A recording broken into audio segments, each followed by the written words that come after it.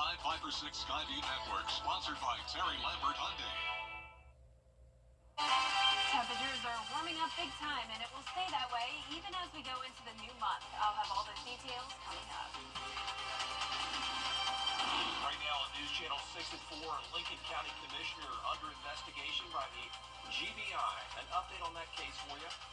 Plus, Payne College hosting its spring convocation today with new leadership and big changes going forward. We'll take you there.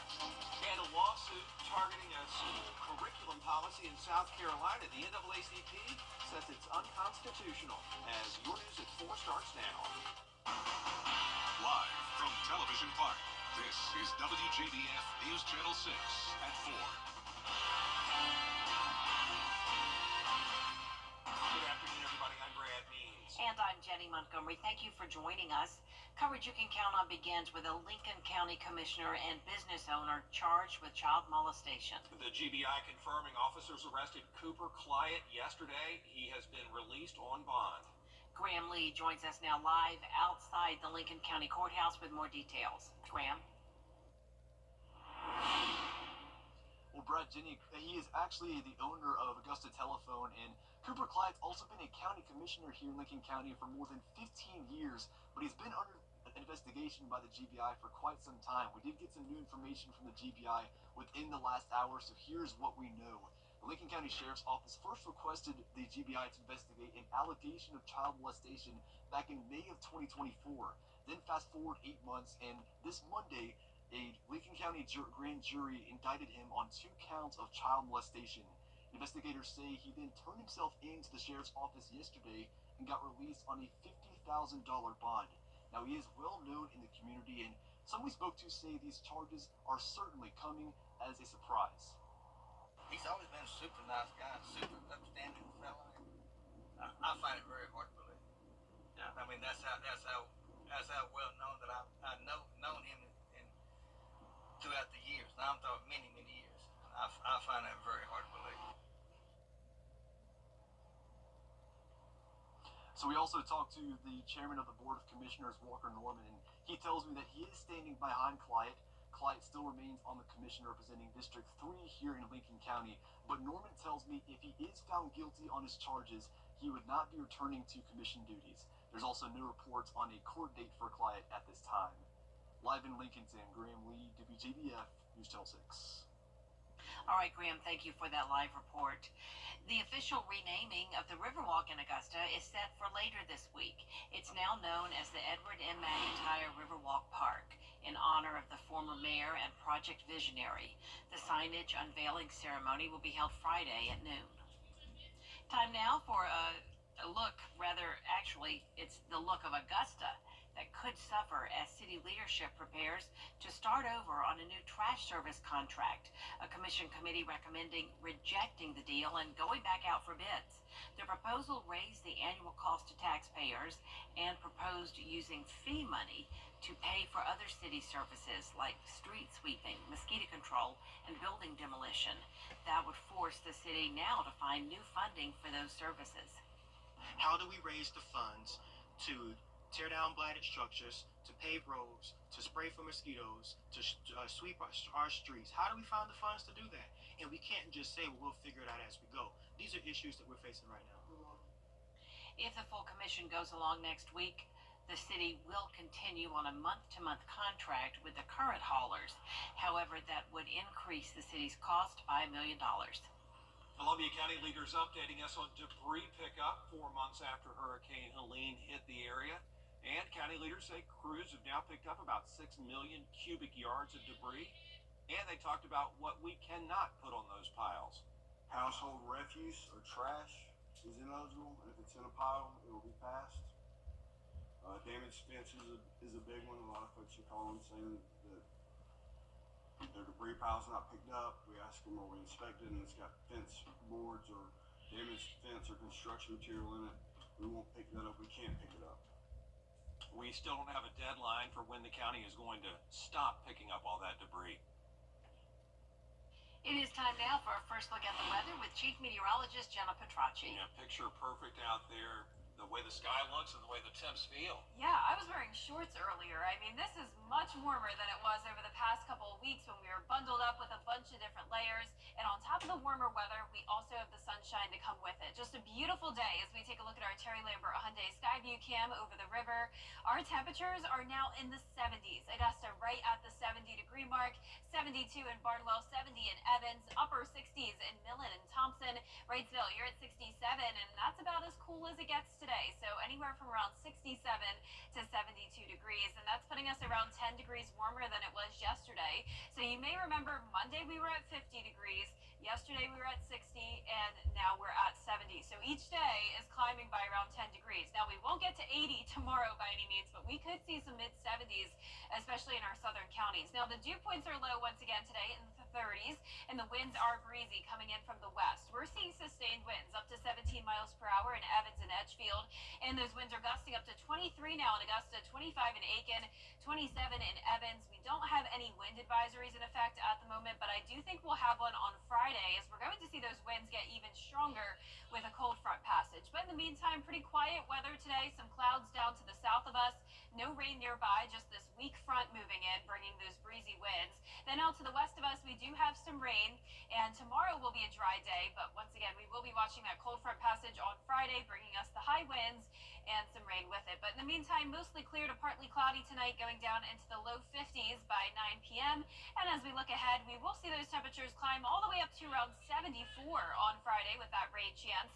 And then we'll go back to sunshine again on Saturday. I'll have a look at your full 10-day forecast, taking us into the month of February coming up. But back to you, Jenny. Payne College is starting a new semester with new leadership. Bria Smith explains. Dr. Lester A. McCorn is the 18th president right here at Payne College, and during the 143rd spring convocation, he highlights some of the goals he plans to accomplish.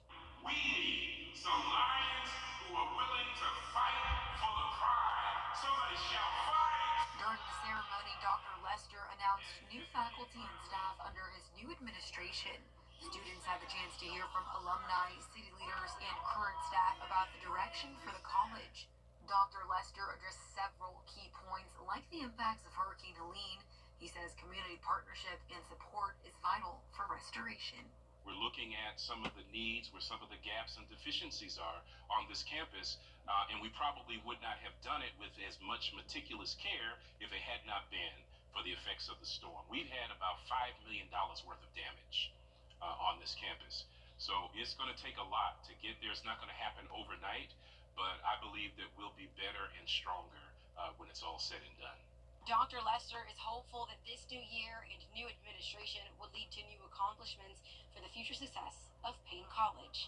In Augusta, Bria Smith, WJBF, News Channel 6. Tonight, Augusta University is focusing on cancer at their basketball games. The Georgia Cancer Center will accept donations for research during the men's and women's basketball games. There will also be information booths so people can learn more about the research being done to help cure cancer. Tonight's theme is Here to Win. Augusta University Athletics is here to win, but also our cancer patients, our researchers, physicians are here to win. They're here to win the battle against cancer, and so we thought it was a very good way to kind of summarize the partnership between the two entities and come together and celebrate the great work that Augusta University Athletics is doing, as well as the work being done here at the Georgia Cancer Center. AU takes on Georgia College tonight.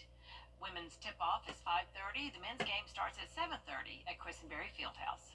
An update on a story we told you about yesterday. The NAACP suing a couple of South Carolina school districts. The civil rights group says that the school boards there are using a state law to ban books about race and gender. Here's Savannah Rudisell. The lawsuit claims that school officials and state education officials violated several of students' constitutional rights, including freedom of speech and due process. But the defendants listed in this case say that they were only following state law by removing certain items from the curriculum that deal with race and gender. The law at the center of this case is actually a proviso. It was attached to the 2021 state budget, and it stops school districts from using public funds for, quote, partisan instruction. Under that definition, that includes material about racial and gender inequities or things that are causing discomfort, guilt, or any other form of psychological distress on account of his race or sex. Now, attorneys for the Legal Defense Fund say the clause severely limits educators, silences black voices, and is being used to ban books. Now, they filed the civil rights lawsuit in federal court Monday. The suit names State Superintendent of Education Ellen Weaver and two districts, Lexington Richland 5 and Lexington District 3, as defendants. Queen City News chief legal analyst Khalif Rhodes says that precedent may be on the side of the plaintiffs. And we talk about free speech as I'm talking, right? That's where speech is limited. But it's not just that. We know that speech is clothing. We know that speech is, how you conduct yourself. But it's also your ability to consume certain things is also protected by your First Amendment. And so in there they have the violation of the free speech for the people speaking, for the writers of the books, but also for the students that don't have an opportunity to get access to that information. The Legal Defense Fund says that South Carolina is one of about 20 states that within the past 4 or 5 years has restricted conversations around race or gender within the classroom. They also cite the Constitution of South Carolina that says that it's required and encouraged that students get a full breadth of an education. So if you're removing portions of the education from them because you don't agree with it, that to me would clearly hit on First Amendment arguments, but it's not content neutral. If you're saying you can talk about it but just not here, that's one thing. But if you're saying you can't even talk about a subject, the First Amendment clearly protects that. And I think the law, precedent, history of cases would support the plaintiffs in this situation. In response to the lawsuit, state education officials sent a statement saying that they are, quote, committed to building relationships and bridges and continuing to offer each student in South Carolina a full education. Tonight, South Carolina Governor Henry McMaster is set to deliver the State of the State address. It's the governor's second straight term, which means he can't run for re-election next year. He has to take a term off if he wants to do that. He's set to start speaking at 7 o'clock in Columbia. We'll tell you about his goals for the year coming up on News Channel 6 at 10 and 11. A reminder, as part of our Caring for Carolina initiative, News Channel 6 is once again taking part in the Giving Gown campaign. This is when we ask you to donate prom dresses, shoes, and accessories. You can drop them off here at Television Park Monday through Friday, 9 to 5, up until March 6th. Coming up, AI continues to grow in popularity for people at work and school. But is it safe to use for therapy sessions? We'll have the story next. And it's feeling mild right now, but we'll still have some chilly nights with lows in the 30s and 40s. But as we go into the next few days, we'll see highs in the 70s, along with rain and windy conditions on Friday. But your weekend looks great. All those details coming up shortly. Get the latest video in one click at WJBF.com. Well, you're hearing about it more and more. Artificial intelligence continues to grow in popularity, with people using it for school and work and now even their mental health. Carolyn Murray tells us that reports show some are turning to the technology for therapy. Chatbot therapy may be of interest due to the availability 24/7. It is non-judgmental, and it is affordable. It may be attractive to people who are reluctant to speak with humans or don't know where to find resources. Dr. Susan Albers is a psychologist who says while it may be tempting to try chatbot therapy, there are some important factors to consider, like privacy. She explains that a person has to upload private information into the computer program in order to get a response, and there's no telling how that information is being stored or shared. Another potential issue is lack of emotion. Chatbot responses can feel cold or generic since they are automated using data and patterns collected by artificial intelligence. Dr. Albers says in traditional therapy, a professional can read tone, body language, and understand the complexities and nuances of a situation.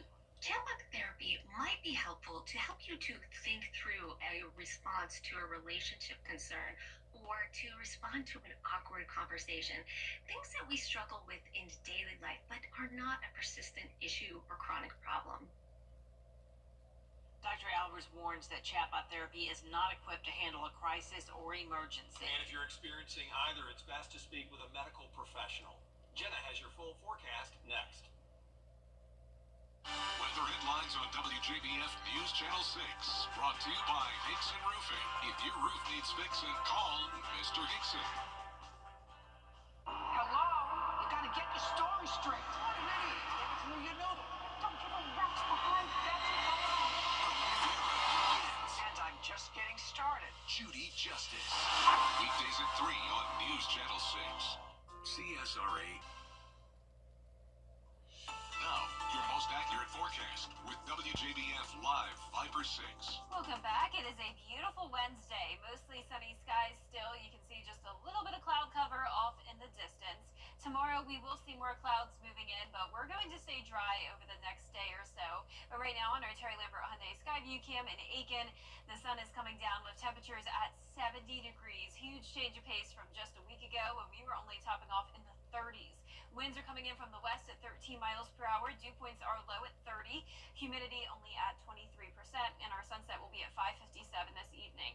Upper 60s for the most part. Sparta at 68, 67 in Washington, 67 in Sylvania. Allendale, you're at 68 and 70 as well in Barnwell and Bamberg, 67 in Aiken. We have this weak cold front coming through that's bringing us the breezy winds today, but no rain associated with that front. Out to the west of us, though, we do have this area of scattered showers forming across the Arklatex region here with low pressure over in western Texas. So this will become a low pressure system, and that will bring us some breezy conditions as we go into Friday, along with a rain chance. In the meantime, tomorrow, though, the winds will be lighter, only up to around 6 to 10 miles per hour sustained, and we'll see temperatures around 40 degrees in the morning and a little bit cooler in the afternoon. I'm not expecting 70s tomorrow, but it will definitely still be mild. So the wind's only gusting up to around 18 tomorrow, but then the winds will be gusting up to around 35 on a Friday, and even into the weekend, still some breezy conditions to work with. Our futurecast tonight at 8 o'clock showing some high-level clouds moving in as that weak cold front passes by. Notice this warm front that forms. That's going to be going to the north of us. So behind that warm front, we have this southerly wind coming in, and that's really going to warm us up big time as we go into Friday. And typically when we have that warm front to our north and cold front to the west, we are in the area of instability where we could see some storms, but it does look like if we have any storms, they will be on the weaker side, and a lot of this will just be some rain. So as we go through time here, you can see that cold front really loses its strength as it moves into the CSRA. It'll be in and out, really not bringing more than a half of an inch of rain to us, and as we bring it closer to home, we'll be starting out Friday dry, but by noon, a few light showers moving in, but you can see here, really not looking too impressive when it comes to that cold front passage. Of course, there's still opportunity for this to change and get a little bit stronger, but as of now, it doesn't look like it'll really cause too many issues for your Friday night, and you'll definitely see the warmer temperatures moving in even after the front moves through. So we'll be going down to around 40 Sunday and Monday, but that's as cold as it gets. A lot of our lows will be in the mid-40s, and our highs are going all the way up into the 70s on Friday again, and then 70s again Monday and Tuesday. So not expecting a cool down yet. And as we go into the month of February, we'll still see nice sunny skies. But in the meantime, tonight, mostly clear with temperatures in the mid to upper 30s. Highs tomorrow will be anywhere from the low to upper 60s. Now, here's a look at your 10-day forecast. You can see that high chance of rain on Friday, but we're quickly back to sunshine and dry weather as we head into the weekend. Next week looks fantastic. Great opportunity to spend some time outside with the warmer temperatures and sunshine. And then later on next week, we could see some rain again. All right, looks really good, Jenna. Thank you. Like the 70s. The Super Bowl is just around the corner, but the road to the big game begins in Ohio. Coming up, we'll show you how people at the Wilson factory create the official game day football. The 2025 Fall and Winter. Come in and we watch the AFC NFC championship games. Once that's over, we all spring into action and go out there and start stamping footballs. Wilson Sporting Goods Factory in rural Ohio makes the game balls used by every NFL team, along with many of the nation's top college programs and high schools. The Philadelphia Eagles and Kansas City Chiefs will each get a shipment of 108 plus a dozen more for the kickers, all stamped with the Super Bowl logo and team names. And that is a really neat behind-the-scenes look. It is. That's very cool. Level coverage you can count on coming up at 4:30. Including President Trump rolling out a new plan to shrink the Coverage you can count on coming up at 4:30. including President Trump rolling out a new plan to shrink the size of the federal government. His plan to get workers off the government payroll by next week.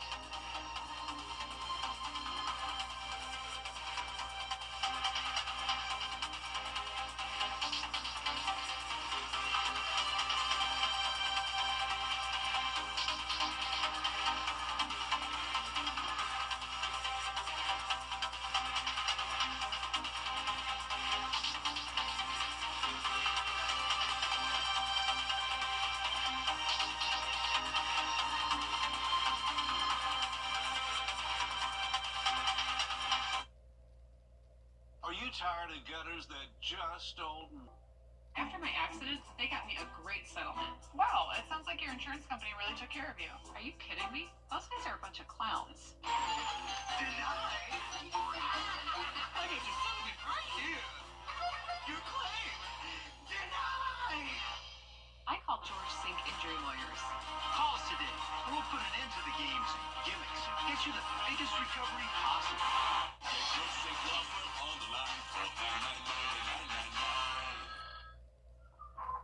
For everyone. The Live Viper 6 Skyview Network, sponsored by Terry Lambert Hyundai. The temperatures have been climbing by 10 degrees each day, from 50 on Monday to 60 yesterday, and now 70 degrees today.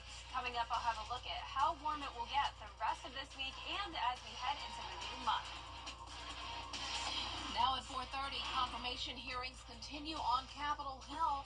The controversial candidate currently on the hot seat, and he wants to be the next Health and Human Services Secretary. Plus, we're learning more about the missing money that turned out to be never missing in South Carolina. And the report card is out for students across the nation. We have the latest on U.S. reading and math scores. Your news at 4:30 starts now. Live from Television Park, this is WJBF News Channel 6 at 4:30. Good afternoon, everyone. I'm Dee Griffin. Thanks so much for joining us at 4:30. Coverage you can count on begins with the nominee for Health and Human Services Secretary Robert F. Kennedy Jr. facing questions at his confirmation hearing. Kennedy was asked about being a conspiracy. Turning now to weather and a first look with Chief Meteorologist Jennifer Trotty. I want to talk to anybody who has a complaint about today because it was actually beautiful. I know, and that's the thing. It's not too warm. No. You know, it's not summer yet. I know you don't want summer yet. Not We just yet. want it to be comfortable out Right, there. and I don't want it freezing cold either. I just want it right in the middle. Yeah, it seems like we haven't had room temperature days in a while, and that's what it is today. We're sitting right in those upper 60s to low 70s, and I have good news if you like this weather. It will be staying with us for quite some time. But right now on our Terry Lambert Hyundai Skyview cam, we have beautiful blue skies. It is pretty windy. You can see the flag blowing, and then out towards the west, we also have some clouds moving in. So overall, a mostly sunny day though, and our temperatures are once again in the upper 60s, low 70s. Millen and Louisville, you're at 68, 70 in Bamberg, 70 in Augusta, 70 in Barnwell. Overall, very consistent temperatures. 68 in Gibson and 66 in Wrightsville. That's about as cool as it gets today. You can see once again for the third day in a row, temperatures are about 10 degrees warmer than they were the previous day, and the dew points are still low in the 30s. The winds are breezy coming in from the west. We're seeing sustained winds up to around 15 miles per hour. We're currently seeing those gusts up to around 20 to 25, so no wind advisories in effect for now, but I do think with the winds increasing on Friday, we may see a wind advisory then.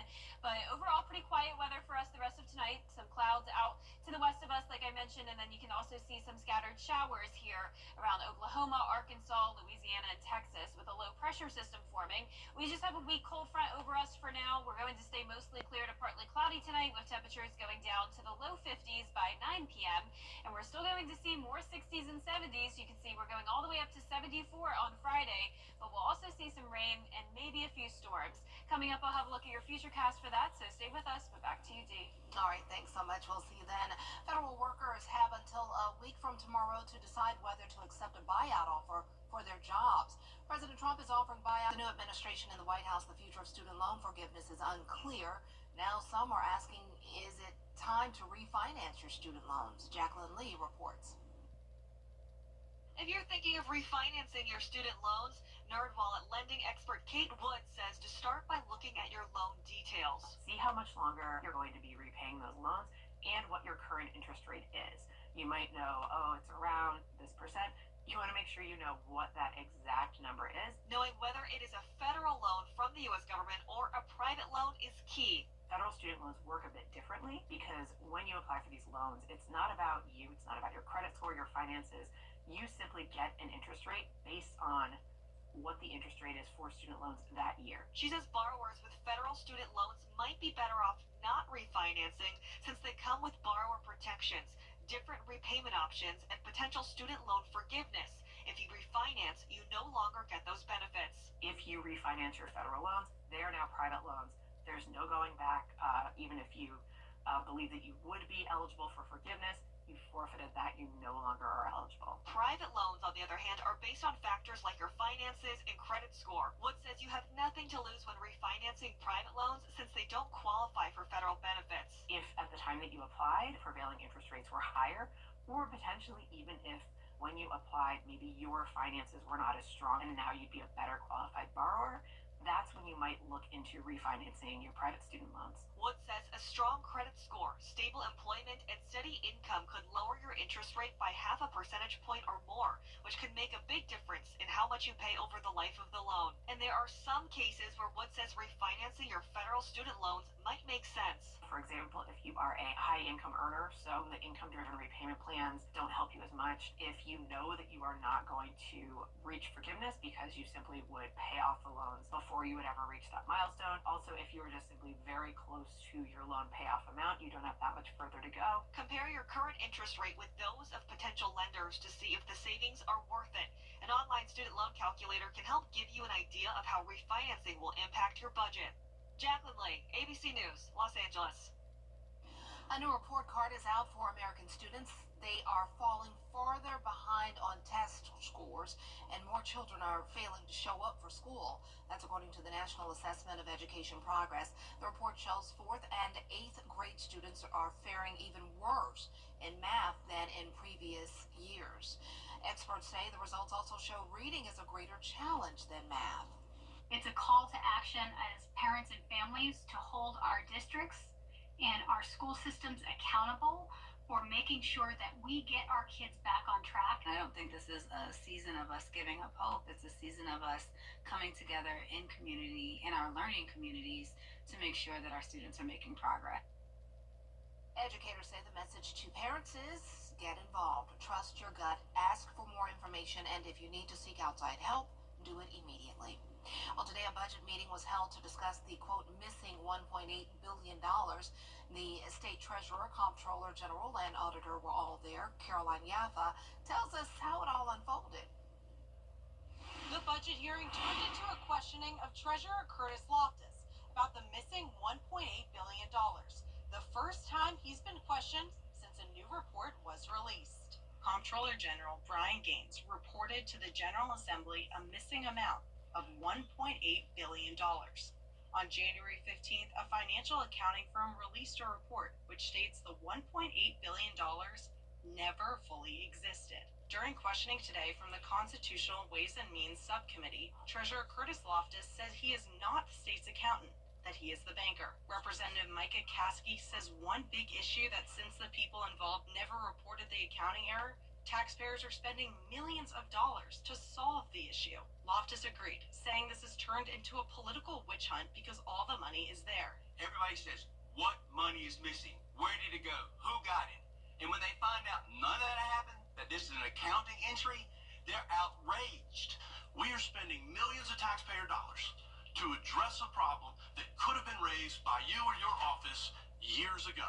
And so when those voters went back to the ballot box to elect you for a fourth time, they didn't know. Loftus says his office has been trying to reach the independent auditors for a private briefing, but they've had no response.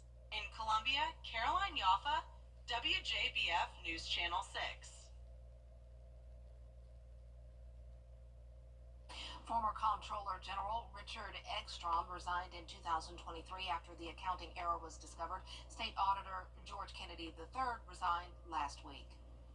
And we have mild temperatures right now, but it will still be chilly at night. Lows in the upper 30s to low 40s, but still a lot of 70s in the forecast for highs. And we're also tracking rain on Friday.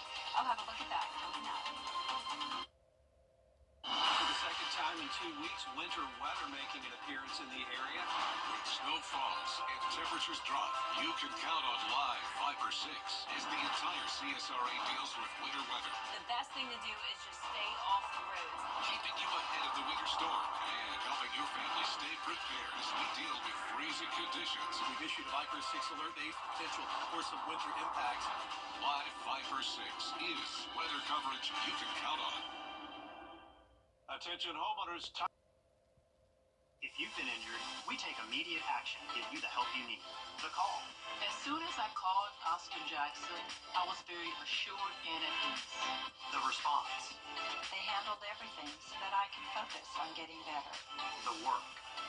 They took on the insurance company for me. The result. I am very happy with the settlement I received. That's why you get the Augusta guy. Call Austin Jackson, the Augusta guy, 706-724-7224. Need inspiration? Savings. Kroger, fresh for everyone.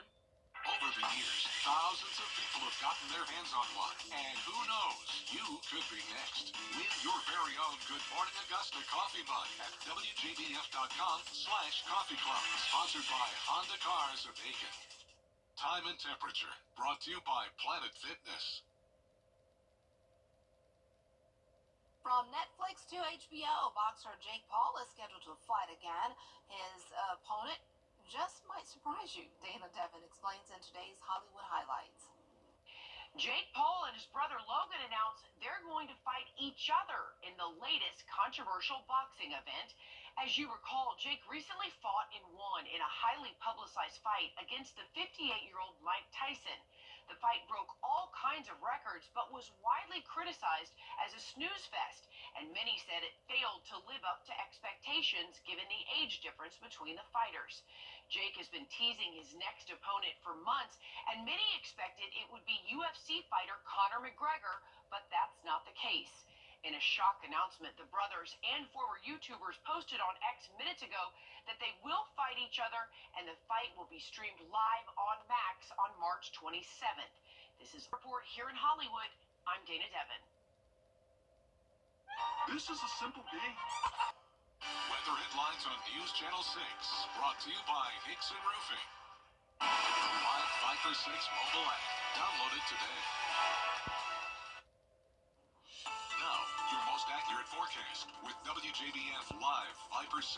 Welcome back. It is a lovely Wednesday with lots of sunshine and warmer temperatures. Here's a look at our Terry Lambert Hyundai Skyview cam over in downtown Waynesboro. Just a great day to be out and about. I mean, we're sitting right at 70 degrees. It's feeling very comfortable out there. The only thing is that it is a bit breezy. Winds are coming in from the west, sustained at 13 miles per hour. Gusts occasionally up to around 25. Dew point and humidity is very low. We have dry air in place still with sunny skies across the board. Upper 60s in McCormick, Lincoln, 66 in Wrightsville, 64 in Swainsboro, and some of us at 70 like Barnwell, Bamberg, and Evans. Now, as for our satellite and radar, we have this weak cold front coming through. That's bringing us the breezy winds, and behind it we'll have slightly cooler temperatures for tomorrow, but overall not much of a change. Out to the west of us, we have these scattered showers and a few storms starting to form. This is a low pressure system that'll move in on Friday, bringing us a chance of rain. But in the meantime, tomorrow we're starting out mostly clear and then becoming partly cloudy in the afternoon. You can see those temperatures topping off in the low to mid 60s. Now, as we go into Friday, though, we'll go all the way up to 74 degrees. Now, after that, we'll go back down to the upper 60s this weekend. A beautiful weekend, can't beat it. And then next week, right back to 74, both Monday and Tuesday. But let's talk about this rain moving through. So you can see tonight at 8 o'clock, here comes that weak front. Some clouds, very high-level clouds, not going to bring us any rain. And then as we go into our Thursday afternoon, still a good amount of sunshine. Warm front goes to the north of us, and that brings us all of this southerly flow, increasing our temperatures big time on Friday into those low to middle 70s. And then Friday morning starts out dry. We'll just have the clouds. As the cold front comes across the CSRA, it will definitely be losing a lot of its strength. So I'm not expecting widespread thunderstorms or really anything too strong or severe. But we could hear some rumbles of thunder, some brief heavy downpours. But as we bring it closer closer to home, you'll see this particular model really isn't showing anything too intense here. I do think there's an opportunity for it to be a little bit stronger than what this is showing, but nonetheless, there will be rain between the hours of around 1 to 8 o'clock in the evening on Friday, and then this is overall in and out of here very quickly. Now, since that feature cast is a little bit underdone, we do have the possibility, based on another model, of seeing up to around a quarter of an inch to half an inch of rain. So I would prepare for that, but I'm not expecting anywhere to get up to around an inch of rain, and it will be pretty breezy as well. We're going to see those gusts up to around 30 to maybe 35 miles per hour as that cold front's coming through. Now, our lows tonight will be in the upper 30s to around 40 degrees. Highs tomorrow will be in the mid to upper 60s. And here's a look at your 10-day forecast. It's going to be a stunning weekend, mostly sunny in those upper 60s, 70s on Monday and Tuesday of next week, then cooling down a bit as we go into next weekend with some chances of rain again. And we'll be right back. Hi, I'm Veronica Villanueva. I work for Mike Hospital Law Firm. I'm a disbursements manager. I've been with Mike for 9 years. It's been a pleasure working with the firm. But we work as a family. We treat our clients as a family, making sure that they get the attention they deserve. My favorite part is we get to help people every day, help them with their struggles, being involved in a car wreck. Whatever it takes, at the end of the day, our team will make sure to take care of you. Welcome to Countersign. The prom is a special night for high schoolers, a chance to create memories that will last a lifetime. But for some families, the financial burden can be overwhelming. Join News Channel 6 as we present The Giving Gown, devoted to making sure that all young women feel beautiful on prom night. Donate your gently worn prom dress, shoes, and accessories at Television Park in Augusta. The Giving Gown, proudly sponsored by Bridgestone, Aiken Regional Medical Centers, and News Channel 6. Every day, ordinary people in the CSRA do extraordinary things to serve our community. Each month, News Channel 6 recognizes these outstanding volunteers with the Giving Your Best Award. Do you know an everyday hero who goes the extra mile to help others? Nominate them for the Giving Your Best Award by visiting WJBF.com and filling out the entry form. Sponsored by Science Co., Piedmont Augusta, Security Federal Bank, and News Channel 6.